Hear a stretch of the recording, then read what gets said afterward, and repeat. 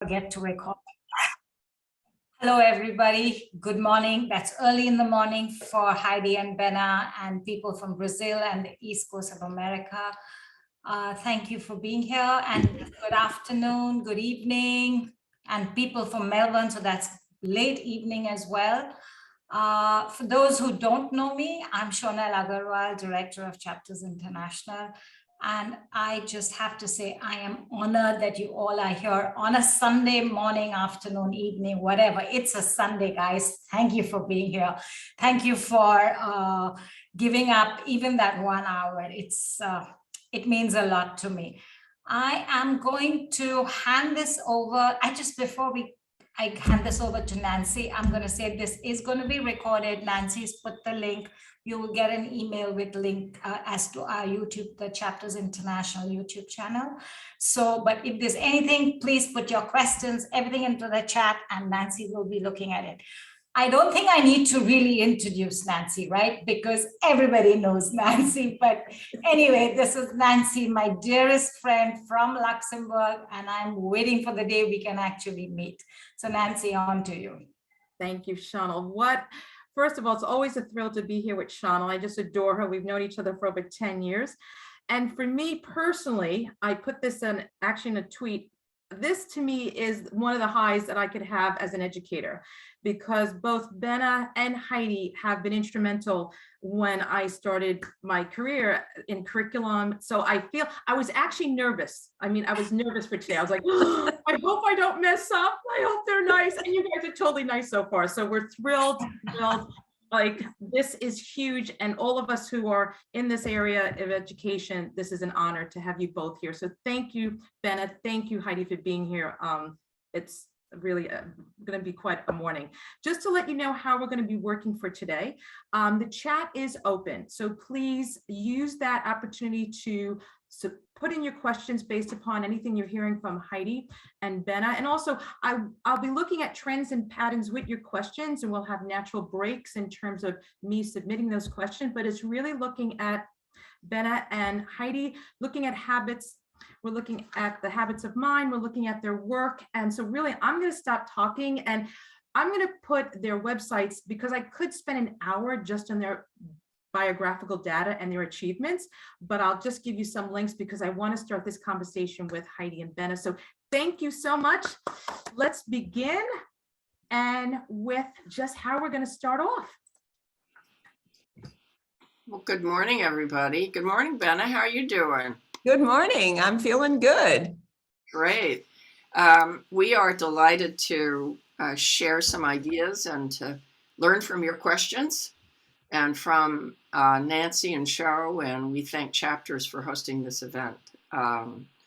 We thought a lot about what to frame our focus on, and it seemed timely to be looking at the connection between social and emotional well-being with an academic mindset, but in particular through the extraordinary work that Bena and Art Casa originated with Habits of Mind, which is used all over the world, literally. And so that'll be the framing of our discussion. And so just for contact information, these are our email addresses. Those are our Twitter handles, and the information Nancy shared about our website will come up on the chat as well.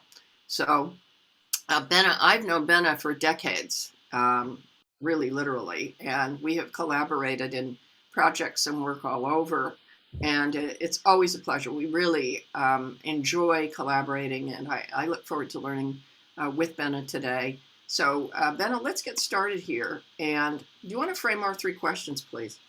Sure. We try to imagine what it is that would frame our thinking about this. And we decided that the first thing, of course, is that you might want to just know what are the habits of mind for those of you who aren't familiar with them. And that'll be brief. But then we want to really engage in the questions that we hear very, very frequently. So one question is that many people think about the social and emotional listening, learning, and dispositions as soft skills. And so we thought you might be interested in how we respond to that question and perhaps how you think about that question. So that's a shared thinking together about how do we respond to this when we're asked that question? And then the third is, how can we define for you the academic mindset? Because all of this is in the spirit of the fact that we want our kids to be learning. That's what we're here about. That's what we're excited about. But it all weaves and works together. They work as an integral whole. So we're going to be talking about how all of this does, in fact, become an integral whole in the last question. So let's start with what are the habits of mind? And Bena, of course, and Art Costa began this work and, in fact, have the Habits of Mind Institute years and years ago. They have multiple books that have reached so many thousands and thousands of educators and children. And I think that it makes a lot of sense to me that one of the major authors of Habits of Mind tell us about Habits of Mind. Bena? Well, thank you. So I think it's kind of interesting that thousands of people know about this. So perhaps you do also. So I'm not going to take a lot of time with it, but I thought I would just make sure that it's grounding the thinking that we're doing. So there are a couple of things about this. The first about the habits of mind is that they are intentionally all habits that we describe as those that really are effective for thinking. So notice that everything in the habits is really saying that you can become an efficacious, effective thinker.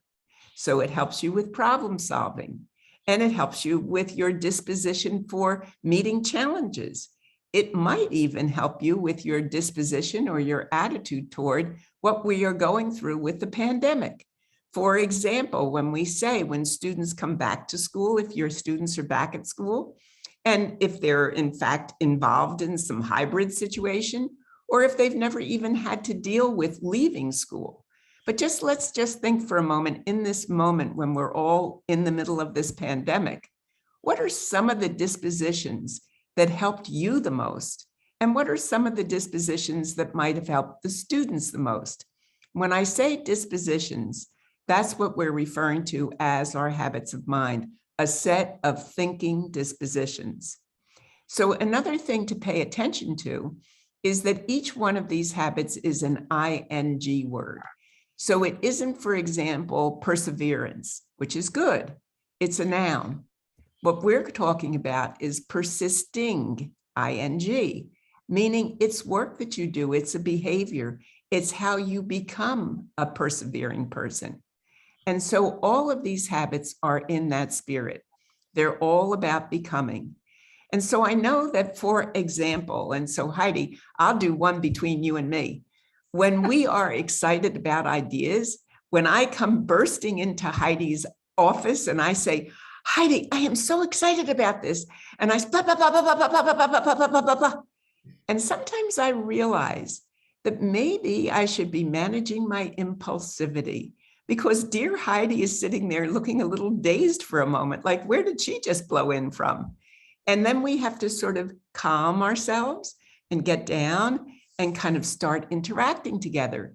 But she, on the other hand, has to be saying that she's listening with understanding and empathy. So between the two of us, we find our balance as we start to think together. But notice, it's that kind of thinking about the way that you're behaving that really begins to help you to manage your interactions, your relationships, and your capacity to be as thoughtful as you can possibly be. And when we say thoughtful, I mean full of thought, but I also mean thoughtful, caring, and sensitive, and aware of others. So I would like to just suggest that these habits of mind are as good for us as adults as they are for our students, because they are a way of being. Let me make just share something very honestly with the group. When I first met Bena many, many, many years ago, and I encountered this work, it wasn't what I was interested in or fascinated by. It wasn't. I'm a curriculum girl. I put my work into designing learning experiences and curriculum and modern structures and school architecture. And I thought, this is great. And I loved Bena. Who doesn't? I mean, he's wonderful. And then I started to see this in action, and it changed things for me. I was like so amazed at its impact. I think now at this stage in my life, what I think it's about is this idea of thought and being mindful, is to take a beat, slow down just for the moment. And when you go into an experience, you're very, very more predisposed. In other words, the disposition to actually monitor yourself, contribute better. So now, if I'm starting a meeting with a group of school leaders, a group of principals, a lot of times in schools where we have worked on the habits, we'll say for this meeting, which habits are going to really help us? Which habits will get us launched and on the way? And it may be questioning and posing problems. It might be thinking and communicating with clarity and precision. What it does is people just function better. They participate better. They develop these strategies.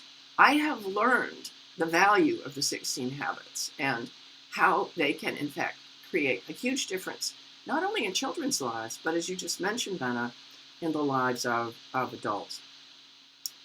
One thing I want to share, and we can certainly be curious to hear, Nancy, if there's any thoughts or questions you have or any of the participants, is Bena, you mentioned and showed me this site that I just thought was amazing. So I'm going to go there right now.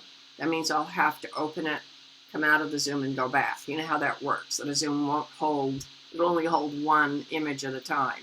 But I think this is an important site for us to take a look at, because what we've got here now is a website that will be of great value to the group. And I will put the link in the chat, okay, in just a moment. Bena, do you want to just explain what we've got here? Because we thought this would be really good for the participants. Yeah, I mean, I think that the most important part of it is if you could go to the what are the habits of mind here, and you'll see that just as you did, Heidi, go ahead, scroll down, it'll be fine. Mm-hmm. Yeah, so what we did was, this is work that Allison Zamuda and Art Costa and I together, because we are 3 co-directors of the Institute right now. And what we did was we decided that the best way to look at this was to really start answering the questions that so many people ask. What does it look like for teachers, for parents, for school leaders, and for students? So each one, if you go to any one of these, so if you can click on any one. I'll click on teachers because it's probably who we have right now. What you'll get is you'll be able to download a full article explaining the habits and showing you, for example, for each habit, tips on how to actually, and strategies for how to get better in the habit.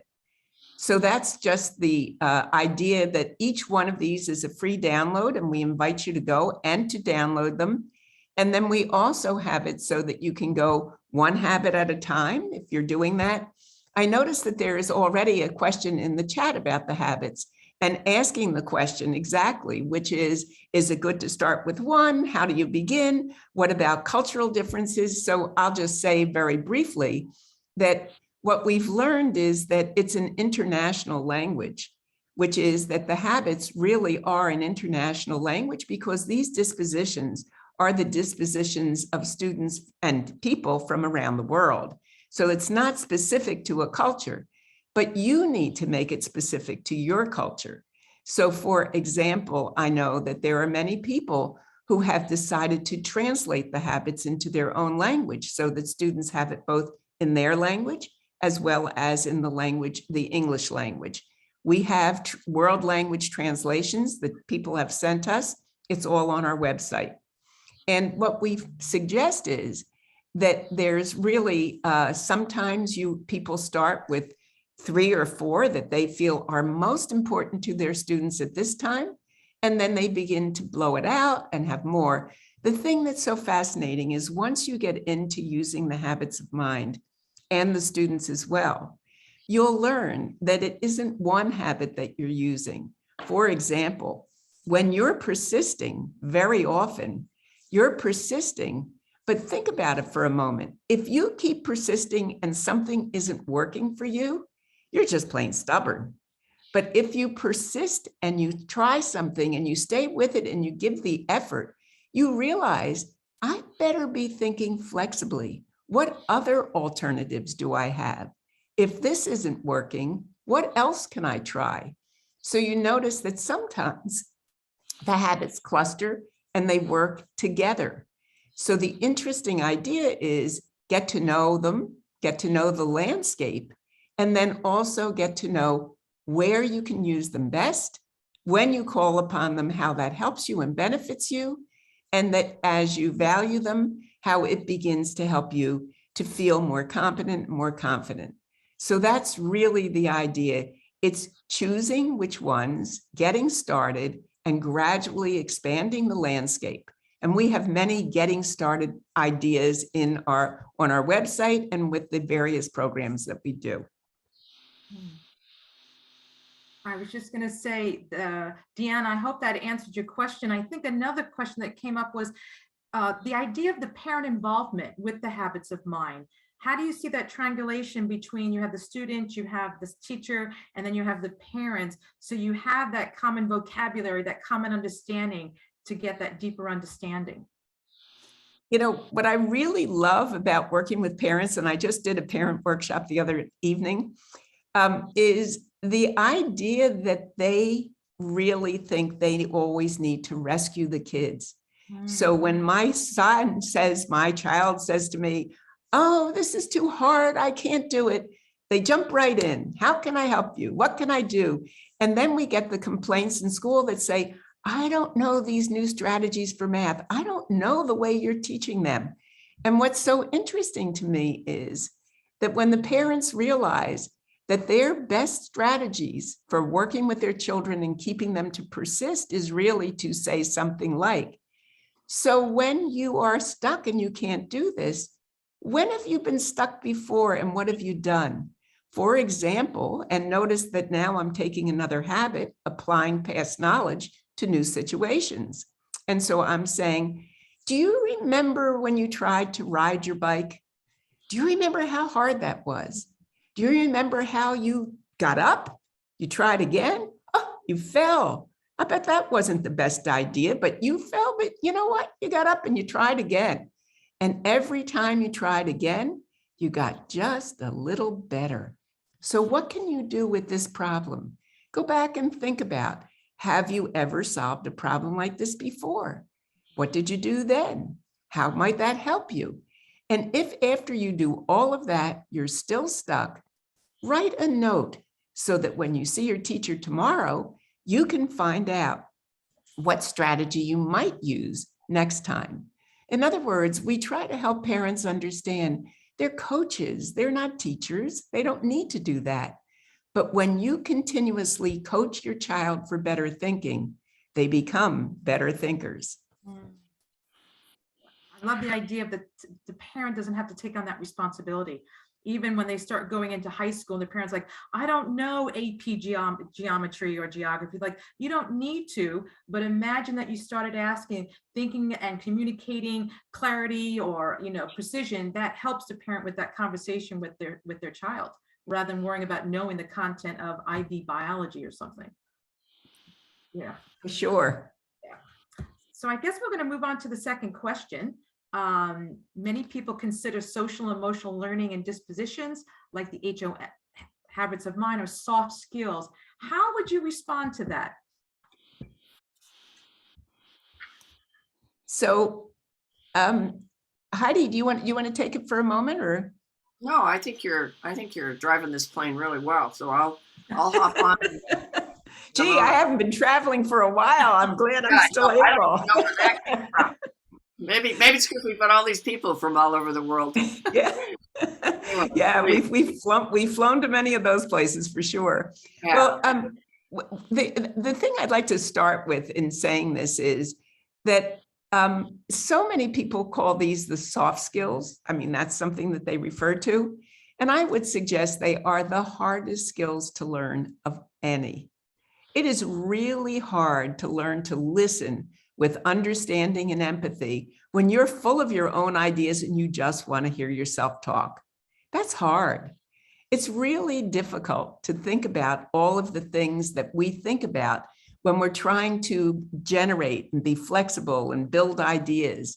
And all of this is about really being able to say, this is not a soft skill. This is a skill that is necessary for you to become a better student, for you to become a more thoughtful person as an adult. When I'm in the workplace, Art Costa and I just wrote a book that's on our website, Leading Learning Organizations with Habits of Mind.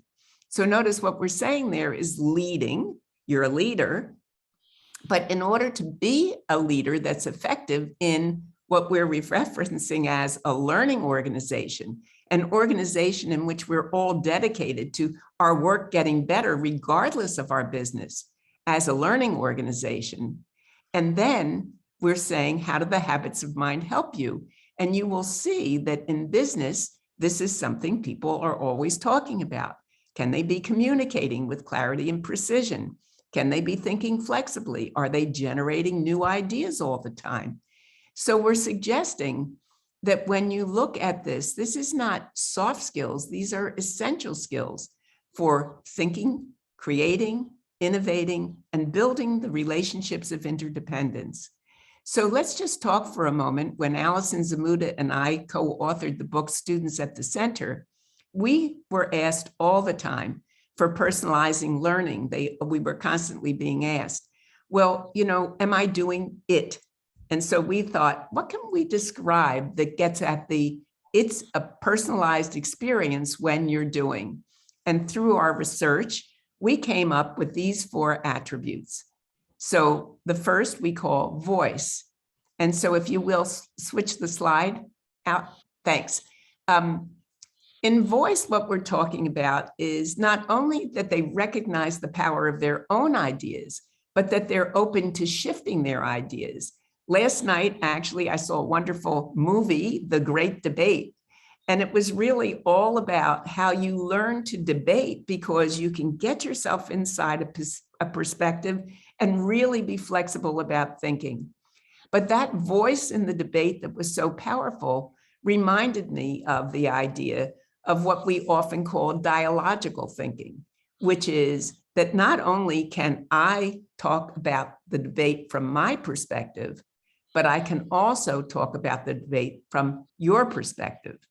In other words, what we continue to learn is our voice is strengthened by being able to give voice to our questions, our inquiry, our concerns, but also to continually understand and change our minds as we're exposed to other ideas.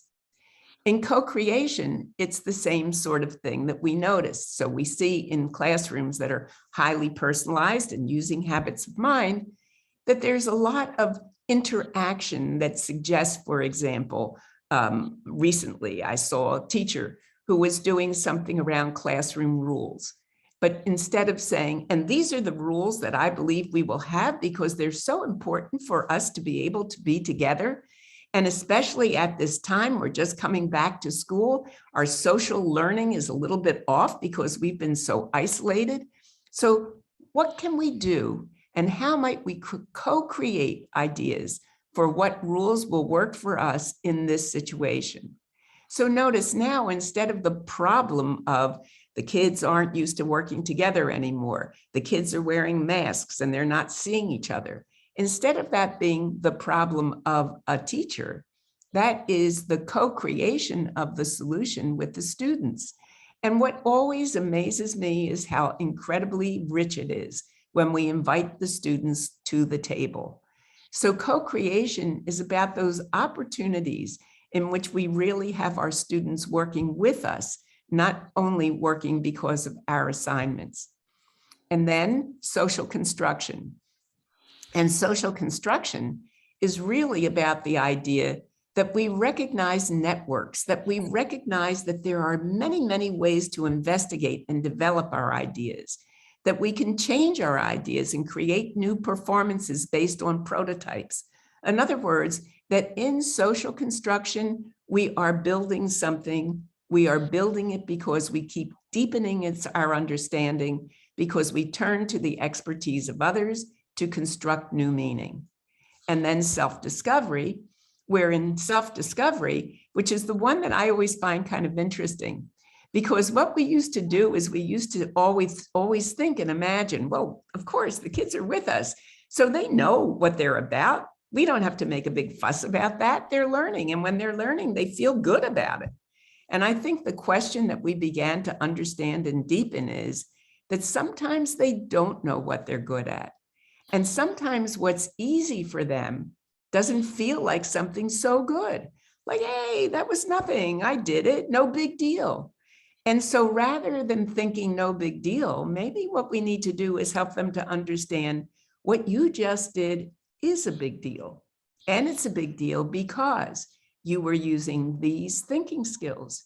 You were using these habits of mind.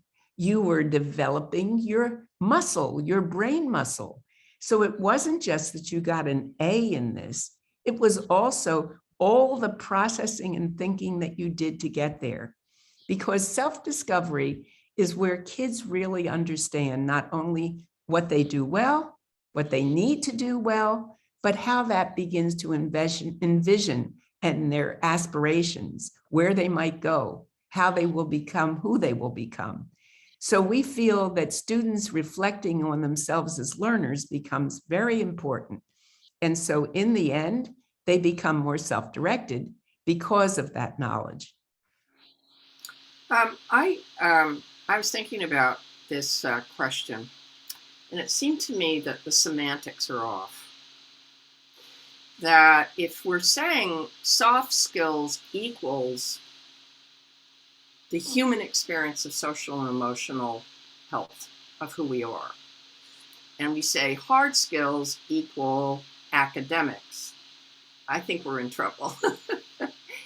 Maybe what it should be is we need to cultivate, which will eventually take us to our last question and really the real focus of this whole webinar. If we think of it rather than of a continuum of hard and soft, which is so simplistic, AKA we should say, which of the human, I'll own it. Okay, soft skills. I'm a person.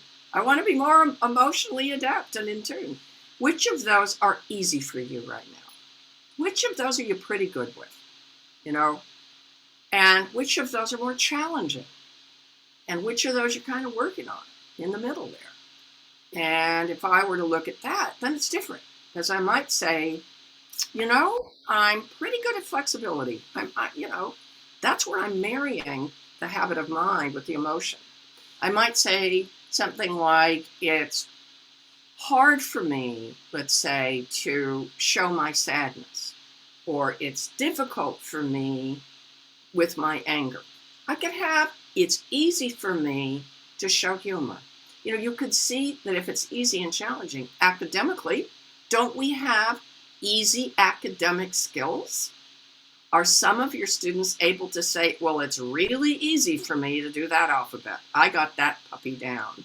But oh my gosh, take me away from suffixes. I can't for the life of me figure it out. It's challenging.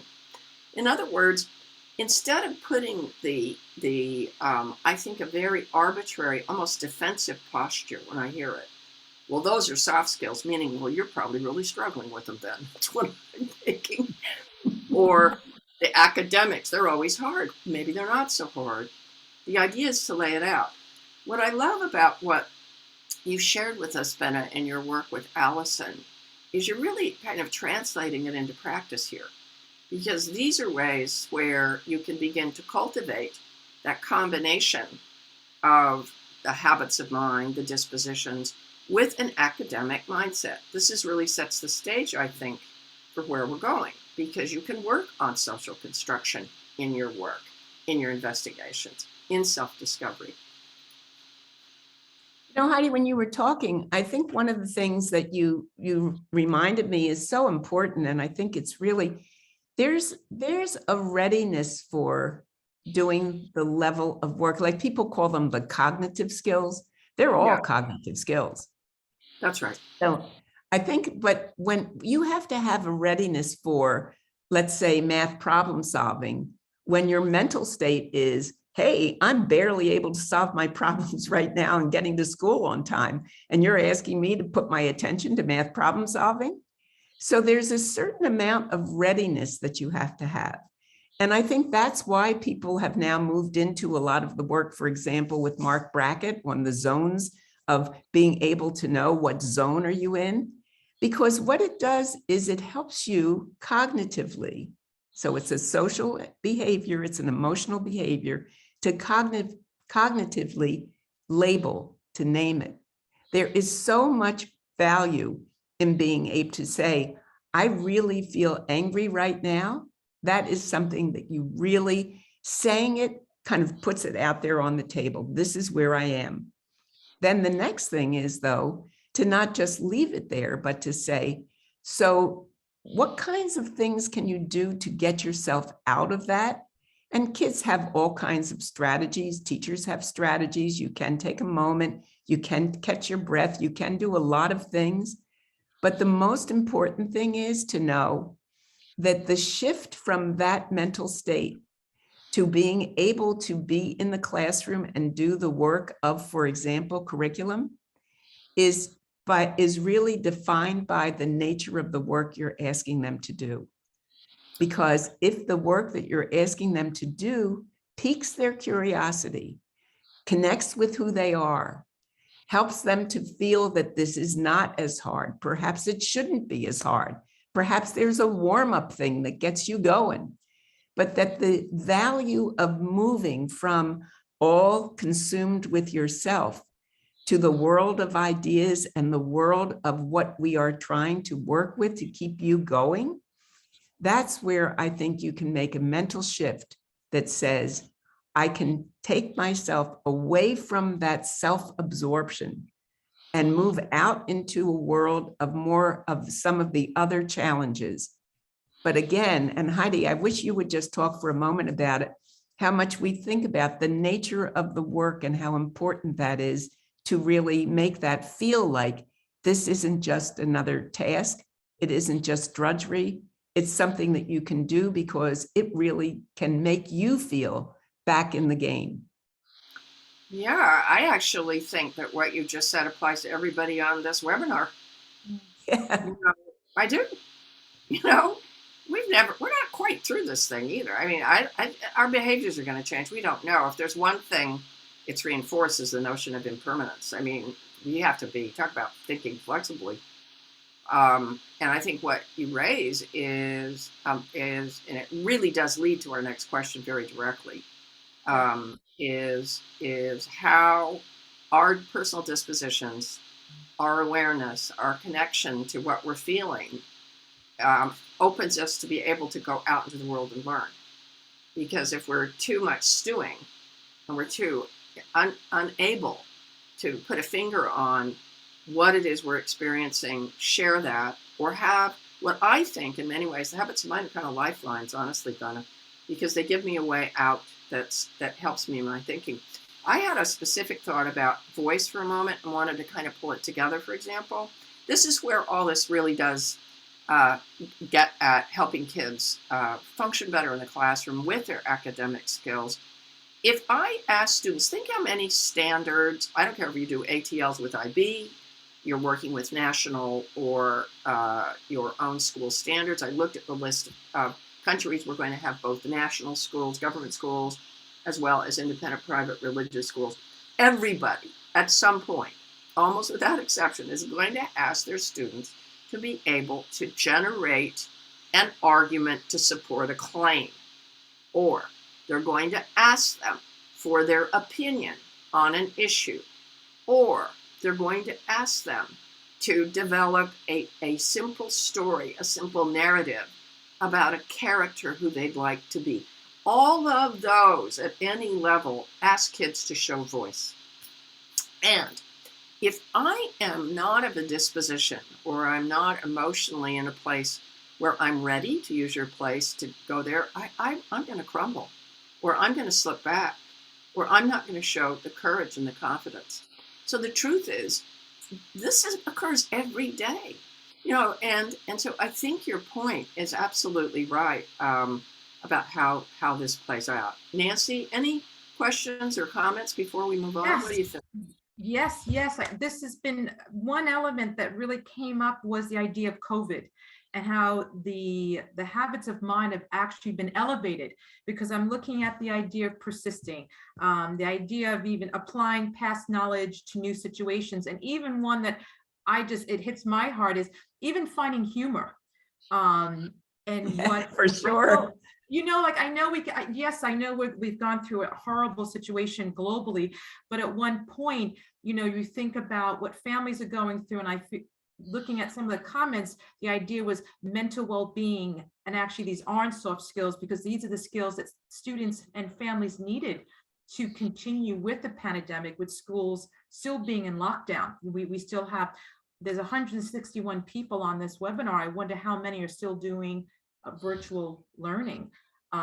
So that I definitely, from looking at some of the comments, I guess one question that came up was, how do you balance, the mental health of students right now, and then using the habits of mind? And because right now you keep on hearing in the news, children have lost so much education, and I'm like, they haven't lost. What have they gained? So any comment on the idea of, with COVID, in terms of that loss, where some teachers are just persisting with those standards because they feel like they need to cover, rather than taking a step back and actually elevating the habits of mind, which would then allow the students to access this content. So your thoughts? May I jump in real quick here on this one, Bena? Because I just have a very quick reference. It just came up recently. And then, I'd love to hear what your thinking is on this. But I'm compelled to say this, Nancy, because there's an interesting question here you're raising about loss. I wrote a blog post, and I've been writing some articles with Allison Zamuna, and we wrote about that. And we started with the idea, well, there's been things gained. I think that's a legitimate point. Mm-hmm. However, there have been and are losses. I think the key is to parse out, instead of being broad about it. Mm-hmm. When I speak to a kindergarten teacher and a principal in St. Louis recently, who points out that the kids who started kindergarten, who were in 2019 and into the spring, are now 2 years, they're now going into second grade. They had classes with teachers in masks. How do you learn to read and speak when your teacher and your other kids are in the mask? There have been some losses. Mm-hmm. So I think the first thing to acknowledge is precisely where you started. It's very place-based. It's some people did not have to have their kids go fully into online learning. Others had a full year. It's in a lot of different places. So I think the first point I just want to acknowledge is, some of the folks are listening, but I get your idea about the two sweeping. I really appreciate that. But I just wanted to say that because I think I modified it. I started with that, and now I'm thinking more about the people on the deck and what they're experiencing. And nevertheless, the notion here is we really need the ballast of these dispositions much more than I can ever think of a time where that's been the case. Thank you, Bena. I totally agree. I mean, we see that within our schools, the difference between the children who started in 2019, the 4-year-olds, and now they're starting first grade. But yet, I totally agree with you. The idea of the habits of mind, this has really elevated their importance in terms of accessing that content or the standards. Yeah, I think that it's the conundrum of education altogether, which is the kids are capable of thinking, and they continue to really become better thinkers, but they're not always willing to think about what we want them to think. And that's the problem, that we have an agenda, we have a curriculum, we have standards, we have all those things. And maybe that's not what's on their mind right now. And we're trying to navigate and shift them in such a way that they begin to match up with us better. But right now, what's so interesting is when we say that they've gained, we can say gain, loss, they continue to think And how have they strengthened their thought muscle? And so, for example, we had a teacher that did a wonderful thing. She decided, as the kids were in the hybrid situation, some here, some there, all the various variations of it, she decided that she was going to instruct the habits intentionally. Now, notice, many teachers will say, I don't have time to do that. I have to cover. But what we keep reminding people is that there's the uncovering in order to cover. And if the kids haven't uncovered their competence and their confidence in being able to have voice to their thinking, then they're not going to be able to showcase how they're able to do the work you're asking them to do. So what she did was she said, okay, I'm going to do that. This was 6th grade. And so I guess that's like, I don't know, 12 years old-ish. And so she said to the kids, no, actually, I think it's a little older than that, is it? I can't remember now. But anyway, she said, okay, what I'm going to ask you to do is I'm going to make Google Slides. Everybody gets slides, so you can each do your own. And for persisting, what I want you to do is I want you to say how you developed your ability to persist when you were at home and not doing schoolwork. And so they said, okay. And they told the most fabulous stories. And I mean, one that stood out to me, I just loved, maybe because when my kids were at home, it was so typical. But what this kid said was, he said, when I first realized that we were going to have to be at home, I didn't really want to do anything. And my mom said, you have to do your chores no matter what. And I said, okay. I started, but I didn't really do my chores. I got doing games. I started using my computer.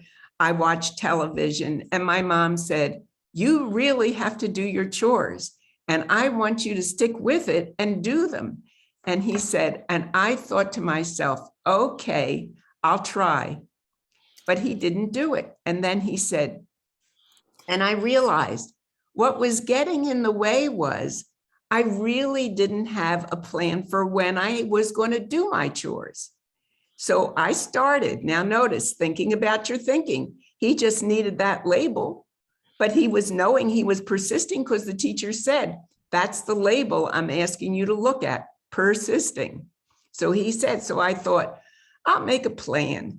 And then he said, I told my mom, okay, I'm going to do the chores, but I'm going to do them after I watch a certain amount of whatever, games or played some games, but I'm going to do them.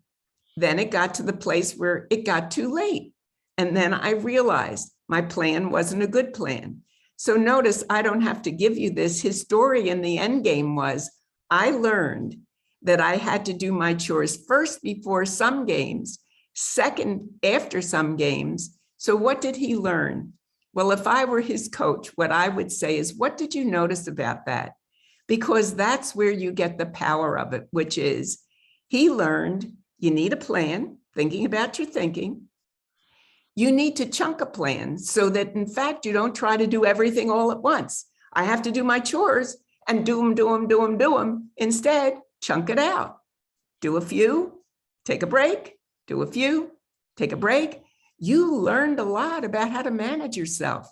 You learned a lot about persisting. Now that you're back in school, let's see if we can apply that. So notice that what you're doing is you're not just saying kids gained, you're helping them notice what did they gain and how did they strengthen themselves as a result. I think that really leads us beautifully. In a way, I think you were thinking the same thing, Nancy, that sets us up nicely for this last question. Thank you. So what's the last question we're looking at? And this actually will respond to some of the questions that have been sent to me. How do you define an academic mindset and how does it connect to habits of mind? So Heidi, you want to start off? Actually, I will, but I want to turn it over to Bena too. I think she's on a roll right now. And so that last example, I think it really does show the marriage between them. And basically, what we're looking at is it's an academic mindset is combining, and notice it's a mindset. It's establishing one's mental disposition. And the notion, if you look at all of these statements, for example, they are written in the language of learning targets. That just doing academics, in fact, that's sort of the curriculum coverage problem. It's what the teacher's doing. I'm teaching at them. You know, I've got this long list. You go do this. It's very teacher facing, and the teachers, the dispenser, the students, receptacle. If I cover this, I've done my job. And with the anxiety of the pandemic, people have gone in some places into high gear. I'll just give them more because they're further behind. And of course, the students who have been pummeled themselves can sort of start to create a shell, and you can see it. Whereas if we change the mindset into student-facing language, which is invitational, combining both whatever the particular academic skill set is with the mindset and disposition, and having them actually help us maybe co-create those or select those rather, then in fact you're a lot more likely to be in the ballpark for your students to work with you as partners. And that the academic mindset is invitational. It's shifting the pedagogy. In fact, I prefer personally not to use the phrase teaching strategies anymore. I try to eliminate it totally. I don't talk about it like I used to. I've learned from a lot of my colleagues on that. I talk about learning strategies. My task is to help you learn better. You've been through a lot, so have I. You know, before the pandemic, we could have said this. And so the notion here, when you look at these statements, I can succeed at this. It may take me time. I may work it through it, but I believe I can do it. And if I have learning targets that are broken down into doable, manageable sets, as opposed to everything coming at once, then the teacher's partnering with me in small increments as we break it down. Bena? Yeah, I mean, I think what you're saying is absolutely so powerful. It's the essence of it, which is the academic mindset means, in a sense, and this is based on the work of Alison Zamuda in her personalized learning work, and also Zaretta Hammond in her work in culturally responsive classroom. The big idea, which should be no surprise, is I need to feel like I belong here. I need to feel like I'm one of them. You know, the amazing thing is that what you're really trying to think about here for your students is they're coming back, they're feeling less confident, they're feeling less secure. They have lost some of the things. For example, I noticed that one of the teachers that I'm working with said, you know, I'm teaching fourth grade now, but I had second grade and third grade routines already for them that they don't have now because they weren't there. You may have to go back and establish some of the routines, but the most important thing that you can do, which I think is just essential, is kids need to feel that they belong. They need to feel I can succeed at this. I'm good at it. I'm competent. My ideas can be as thoughtful as somebody else's, and I can share them. I can have a stronger sense of the fact that I belong in this academic community and I belong doing academic work. I think that really is the essence. So if you go to the I can statements, what you were talking about, Heidi, what you really were saying in the next slide is, if you go to the next slide, thank you. I think this the slide after the next slide. The slide after the next slide, yes, the slide after we animate. Anyway, I think that what you were saying about targets, I wanted to put this here so we can play with this together. But yeah. I think that learning targets are not just about I can solve a two-part essay or do two-part problem or whatever. They're also about how you are behaving as what you're feeling and how you're thinking. So you notice if you're able to say, I can share my experiences and feelings and ideas with others. I can ask for help when I know I need it. I can plan for how I will react to certain situations, how I will learn, how I will do this task.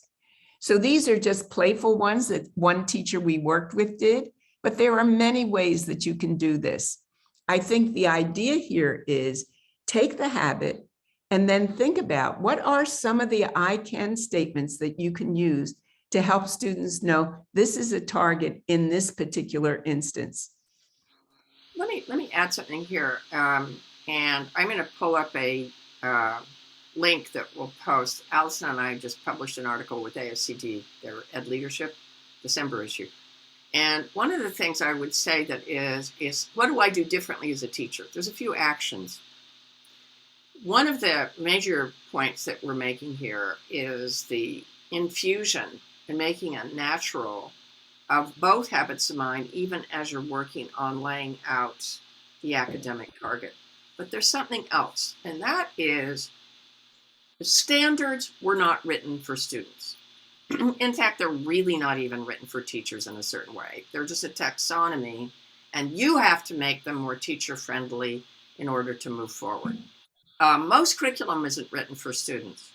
Most lesson plans, quite honestly, and now that we've been studying this, they're really not. They tend to be more command language, and even in the nicest teachers, I'm just saying, they're just, if you buy materials, we have to go through a translation process. So I think when we write it, it's the I can with very student-friendly, brain-friendly, frankly. If you look at the studies on invitational learning and an openness as opposed to the command, which is the obey state the brain goes into. The change of the language needs to be a deliberate attempt. You are saying, I am in here with you.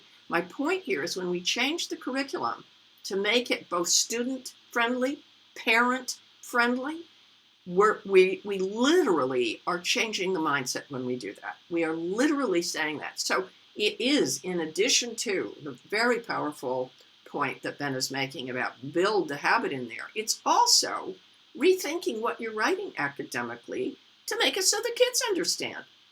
And frankly, that was the number one learning I got from all of the studies we've done with schools during COVID. They had this shock. If all my kids are remote all the time, I've got to change the way I'm writing my assignments, because the families are looking at it and they're going, I don't know what a behavioral objective is. I've never seen it. They don't use our terms. The kids don't.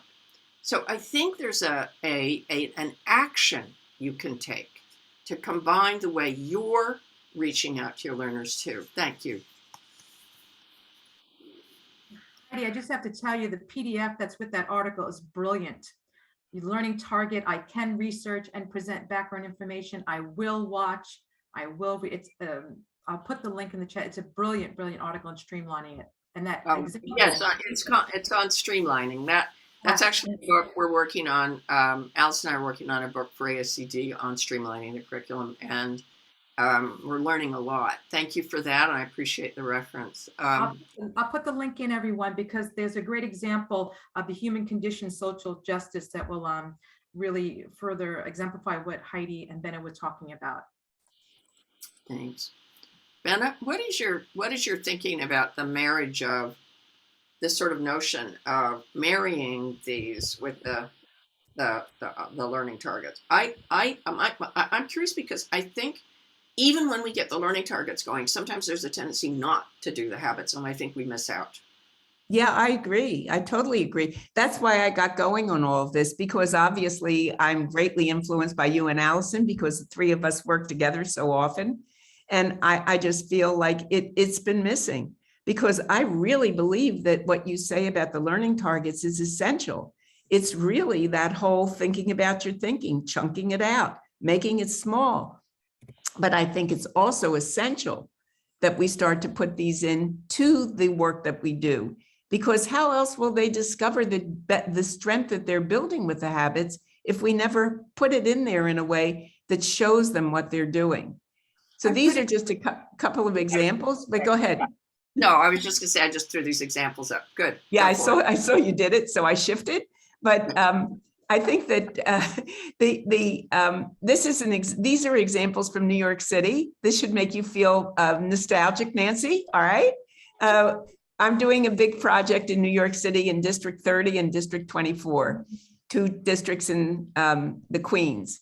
And so in this one, the student is persisting, but notice how what they're doing is they use the icon. So it goes into the work that they do. The teacher uses the icon to let them know that they need to be able to shift and stick with the problem. And then they talk about how they were able to persist through problem solving. And then these are reflections, which you can't see, but they are of the student when the student tried to develop a store in which they could create their own thinking about what the store should have and how they would begin to show what they were doing. So that was a math problem writ large. This one is tell a story about, and this one was wonderful because while they were in this situation, of course, they got to know some of their neighbors. They got to know some of the people in the apartment building. They got to actually know some people that they didn't know because they were so in tight and in limitations of who they could know. So when they were out, they were able to do that. So then it started to be the question of, well, what did you learn while you were in this situation? And what person became a hero for you? And how did that really begin to tell you something about what you might think about for yourself? And so again, this is tell a story. It's a writing activity. It was done with the teacher in being able to do this in grade 5, social studies. But notice all the ways that she's using the listening with understanding and empathy. And when she does the activity, she always has the icon up there so you can see. She keeps the icon in front of the students so that they know this is about listening, which is very much like what you have been doing, Heidi, when you have the icon for what it is you want the student to do. So it says, we want you to read, and you put those wonderful icons up to show you this is a reading activity.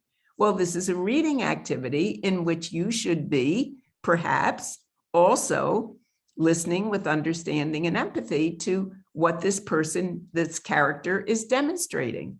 So it's that weaving together, I think, of both. Let me just make a quick comment on, you just gave me an idea, an insight here. Yes, for the last year and a half, and in fact, they're referenced in that article, but they're going to be certainly featured in a lot of our work on learning sets. And that idea is icons. We have really got a lot of interesting icons, and we work with students developing too. We do icons all the way through. It's programs like Canvas and platforms often have them, but they really make a difference. Here's my thought. The gesture, the act of using an icon is also invitational. It is saying, I want this to be easy for you. I want to save you time. I'm looking out for you as a student. But it also lets you see what kind of variety of learning experiences you're having at a glance. If all I had was reading and maybe a quiz or something, then I got to go, wait a minute.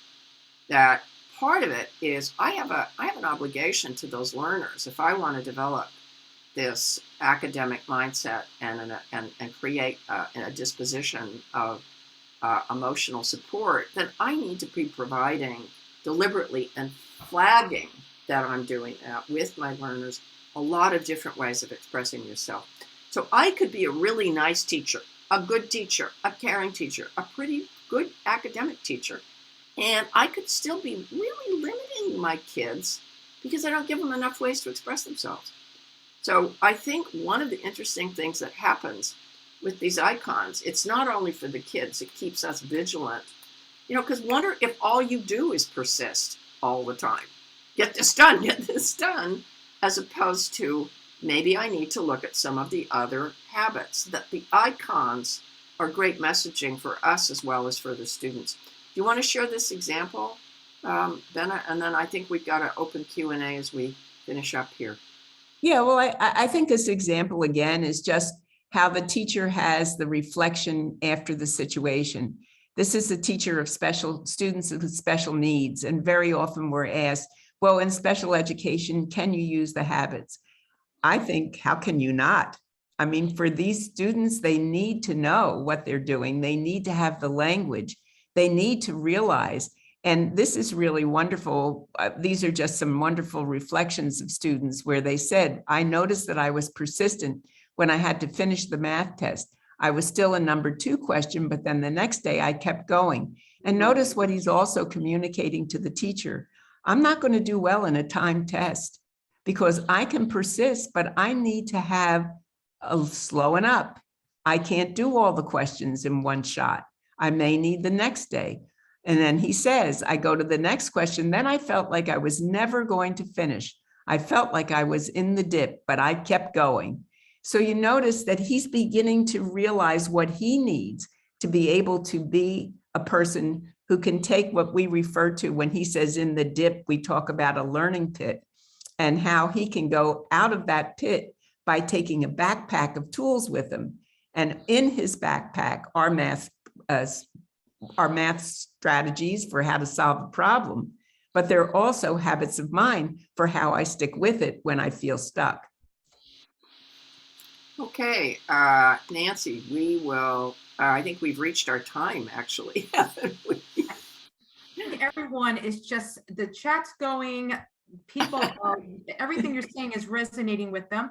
I'm going to start with several people have asked this question, so I feel like I really need to address it. The word routine has been mentioned, and there was a question, how do the habits of mind, what is their relationship with visible thinking routines? Because the word routine came up, and I just want to make sure they can differentiate before leaving today. Yeah, well, maybe differentiate isn't the right way. Maybe we can say they are so complementary, they work together. We have worked with the people in Project Zero. We have worked with David Perkins. We work with Richard. We all are talking about the same material. So what we're saying basically is when you use thinking routines, what you're doing there is you're taking something like, for example, let's say, raising questions of what one of the things we might say, I'll do an example one, would be one of the thinking routines is see, think, wonder. What habits of mind would you be doing and using as you're behaving when you're seeing? So what would you be doing? Would you be listening with understanding and empathy? Maybe that's the way you're seeing, you're understanding, you're paying attention. Thinking. Would you be metacognitive? Would you be thinking about your thinking? And then wonder, would you be questioning and posing problems? So see, think, wonder also directly connects to behaviors, and the behaviors are the habits of mind. So we really strongly see the relationship between the thinking routines and the habits of mind. It's really all one kind of way of developing students' muscles for better thinking. I think everyone, you should, I hope Heidi and Bena, you can see some of the lovely comments that are being put in the chat right now about the impact you made in just within this 1 hour. So I know everyone would rather say, we want to give you this huge applause. So I have to do it for everyone. There's 175 people. So I'm going to have to do it with Shonal, just saying what an inspirational talk. People have more questions. So I'm just going to, how would you like this? Some questions have been coming to me. Should they just contact you? I know there's contact information on the websites that I shared. Is that the best way to just if they had any further inquiries? Sure. Yeah, that'll be fine. And you know, they can join us when we do our session in May. Oh, you know what? That was perfect time. I can't believe that. Actually, I have a slide on that. What were we thinking? Oh my goodness, that was like, we couldn't have planned that better. Yeah, that was like, wow. All right. We are going to run a, I think we're going to do it. It's for 3 hours total. Is that right? Or 2? What was the, or how many? 4 hours. 4 hours with the break. 4 hours. We're doing a marathon Saturday morning session. We'll break it up. When I say marathon, it doesn't mean you can take breaks. We are going to be listening to you with empathy and understanding. So we know that you're going to need a break. And we want to go further into this. And we're going to also pull up a lot more on how we tie this into self-assessing, for example, in feedback models on your curriculum. We also want to look at some notions of the construction and the layout of curriculum to infuse this. But it's also, how do you create the tenor in a school? This is 1 hour. What I think you might have seen in the through line here is it's systems based. That this is, certainly will make a difference. One teacher can make a big difference, but a whole school can change a world. And so we'll be looking at that about the classroom, and also a very good focus on getting kids to be able to self-assess and self-navigate their own performance, and how we can be more effective in giving feedback. Anything you want to add, Bena? No, thank you. All right. So thank you. And I put a thank you in from us to Cheryl. Yes. And This was a wonderful opportunity to be with you, reaching far and wide. And Nancy, you were ace. You were wonderful. So, Yeah. all right, everybody, be safe. Thank you, Heidi. Thank you, Bena. And thank you, Nancy. Special thank you to you. And we look forward to seeing you all again for another chapters webinar, workshop. And please stay safe, everybody. So take care. Bye-bye. Bye. Bye.